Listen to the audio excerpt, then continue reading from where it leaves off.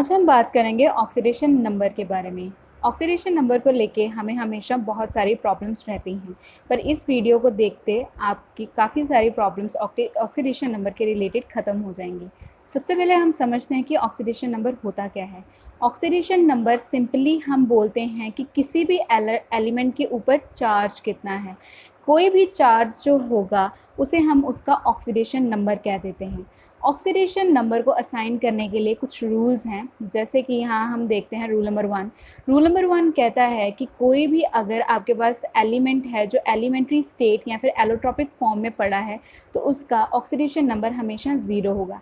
जैसे N2 that is a nitrogen gas. Nitrogen gas का हमेशा ही जो ऑक्सीडेशन नंबर रहेगा वो 0 रहेगा। ऐसे ही Cl2 का एंड हाइड्रोजन का और फोस्फोरस का हम देख सकते हैं। ऐसे बहुत सारी एग्जांपल्स हैं जो एलोट्रॉपिक फॉर्म में या फिर एलिमेंट्री स्टेट्स में प्रेजेंट होती हैं, तो उनका हमेशा ही ऑक्सीडेशन नंबर जो है वो 0 रहेगा। 2 सेकेंड बोलता है कि अगर आपके पास कोई मोनोटॉमिक आयन है तो उसके ऊपर जो भी चार्ज होगा वही उसका ऑक्सीडेशन नंबर होगा। जैसे कि मैं यहाँ देख सकती हूँ कि मेरे पास Na पॉजिटिव है। Na पॉजिटिव के ऊपर सिर्फ 1 पॉजिटिव चार्ज है तो इसका ऑक्सीडेशन नंबर होगा +1। ऐसे ही Mg2 पॉजिटिव के ऊपर 2 पॉजिटिव चार्ज है। 2 पॉजिटिव चार्ज का मतलब है कि इसका ऑक्सीडेशन नंबर होगा +2। तो जितने भी हमारे पास मोनोटॉमिक आयन्स होंगे उनका जो भी ऊपर चार्ज होगा वही उसका ऑक्सीडेशन नंबर होगा। ऐसे ही मैं फर्दर क्लोरीन का देख सकती हूँ। जैसे क्लोरीन के ऊपर 1 नेगेटिव चार्ज है तो इसके लिए हमारे पास ऑक्सीडेशन नंबर -1 बनेगा। N3 नेगेटिव के लिए ऑक्सीडेशन नंबर ऐसे ही मेरे साथ -3 बनेगा। रूल नंबर 3 पे चलते हैं। रूल नंबर 3 कहता है कि जो हाइड्रोजन का ऑक्सीडेशन नंबर होता है वो +1 होता है जब वो कंबाइन करता है नॉन मेटल्स के साथ, पर वही हाइड्रोजन -1 की तरह भी एक्ट करता है जब वो एक्टिव मेटल्स के साथ कंबाइन करता है। तब हम हाइड्रोजन नहीं बोलेंगे, तब हम उसे बोलेंगे हाइड्राइड्स। जैसे कि इसकी एग्जांपल मैंने नीचे लिखी है LiH that is lithium hydride. यहाँ पे लिथियम के ऊपर +1 चार्ज होता है। अगर लिथियम के ऊपर +1 चार्ज है तो हाइड्रोजन के ऊपर -1 चार्ज आएगा, जिसे हम हाइड्राइड बोलेंगे।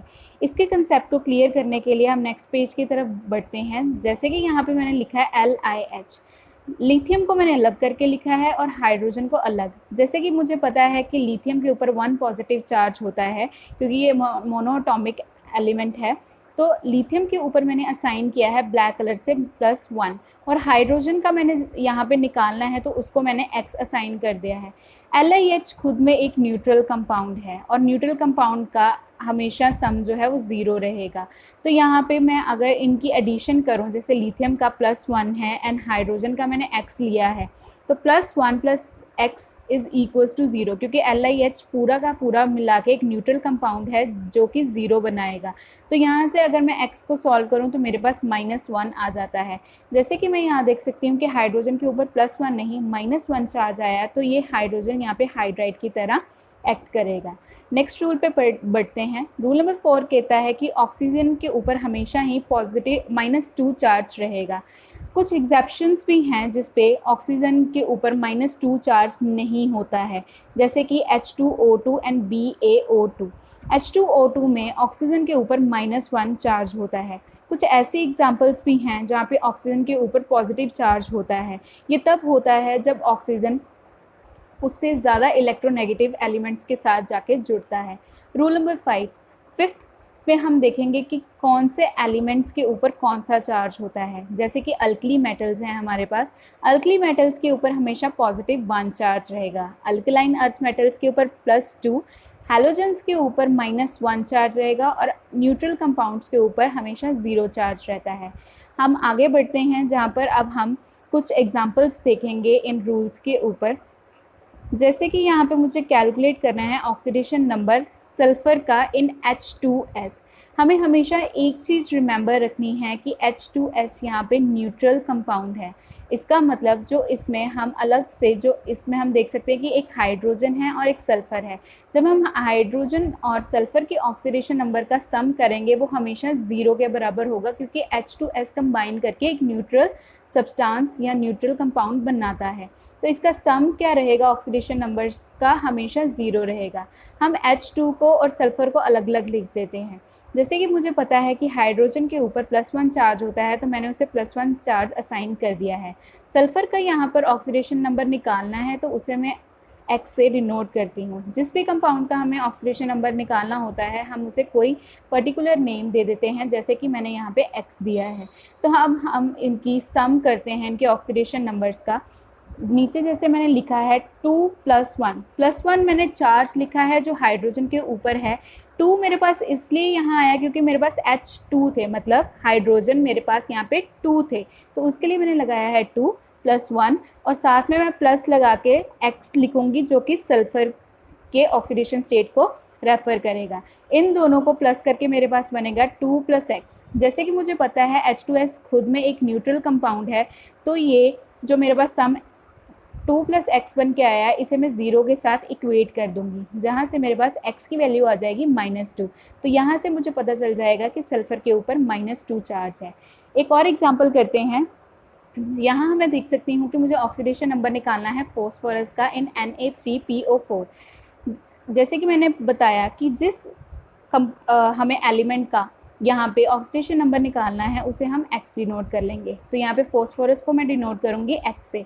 अब मुझे Na3 को अलग लिखना है, फॉस्फोरस को अलग लिखना है और ऑक्सीजन को अलग लिखना है, और उनके ऊपर उनके जो ऑक्सीडेशन नंबर्स हैं उन्हें साइन कर देना है। जैसे सोडियम मेरे पास क्या है, अल्कली मेटल है।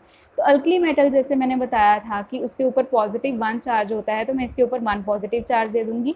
फॉस्फोरस के ऊपर मैं X ही रहने दूंगी क्योंकि इसे मुझे निकालना है। एंड ऑक्सीजन के ऊपर जैसे मुझे पता है कि -2 चार्ज होता है, तो मैं इसे लिखूंगी -2। अब मैं इन सब की एडिशन करूंगी साइमल्टेनियसली। जैसे कि 3 + 1 मैंने लिखा है। 3 मेरे पास इसलिए है क्योंकि सोडियम के मेरे पास 3 एटम्स थे। Na3 मतलब 3 एटम्स ऑफ सोडियम, और +1 इसलिए मैंने उसके साथ मल्टीप्लाई में लिखा बिकॉज सोडियम के ऊपर +1 चार्ज होता है। साथ में मैं लिखूंगी +X जो कि फॉस्फोरस के ऑक्सीडेशन नंबर को डिनोट करेगा, एंड साथ में मैं लिखूंगी +4 -2। 4 यहाँ पे ऑक्सीजन के लिए आया क्योंकि यहाँ पे मेरे पास 4 ऑक्सीजन एटम्स प्रेजेंट हैं, एंड -2 उसके ऊपर चार्ज है। इन सबको एडिशन करने के बाद मेरे पास बनेगा X - 5। जैसे कि यहाँ मैं जानती हूँ कि Na3PO4 एक न्यूट्रल कंपाउंड है, तो न्यूट्रल कंपाउंड के लिए सम फिर से 0 के बराबर होगा। तो X - 5 जो इक्वेशन बन के आई थी उसे मैं इक्वेट कर दूंगी =0 के बराबर। यहाँ से मेरे पास X आ जाएगा +5। तो यहाँ से मुझे पता चलता है कि फॉस्फोरस यहाँ पे +5 ऑक्सीडेशन स्टेट में प्रेजेंट है। अगर आपको इसी के रिलेटेड और एग्जांपल्स चाहिए तो आप इसके रिलेटेड सेकंड मेरी वीडियो देख सकते हैं, जहाँ पे मैंने नेगेटिव चार्ज और पॉजिटिव चार्जेस वाले कंपाउंड्स की ऑक्सीडेशन नंबर निकालने बताए हैं और कॉम्प्लेक्स कंपाउंड्स के भी बताए हैं। अगर आपको ये मेरी वीडियो पसंद आई हो तो लाइक करें, सब्सक्राइब करें और जितना हो सके इसे शेयर करें ताकि ज़्यादा से ज़्यादा लोग इसके बारे में जान पाएँ। Thanks for watching.